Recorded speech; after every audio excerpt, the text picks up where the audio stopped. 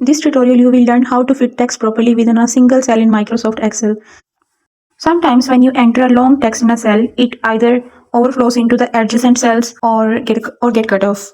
Excel provides several ways to handle this issue, such as wrapping text, adjusting column width, and merging cells. We will go step by step to each method to ensure your data is neatly displayed without affecting the readability of your spreadsheet. Before starting this video, if you have not subscribed to my channel, then please subscribe it. I will take it a token of appreciation. So let's start the video. Method 1. Using wrap text. If your text is too long and you want to fit within the cell by breaking it into multiple lines, select the cells containing the long text, go to the Home tab in the Excel ribbon, click on Wrap Text in the Alignment group, and the text will now be displayed within a single cell in multiple lines without overflowing.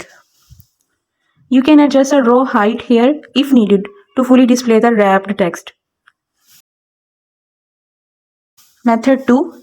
Adjusting column width. This is also called AutoFit method. If you prefer to fit the text in a single line without breaking it, select the column where the text is located. Double-click the boundary between two column headers to auto-adjust the width. Excel will automatically expand the column width to fit the longest text in that column.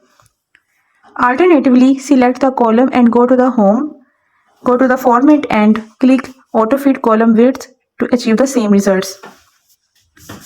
And the third method is merging cells for headers and titles. Like, if you need to fit text across multiple cells, select the cells you want to merge, click Merge and Center under the Home tab in the Alignment group. The selected cells will combine into one, centering the text inside. By mastering these techniques, you can ensure your Excel sheets are well organized and visually appealing. If you have any questions about the entire process, please leave a comment below. If this video was helpful, please give it a big thumbs up and subscribe to this channel for more tutorial videos like this. Thanks for watching.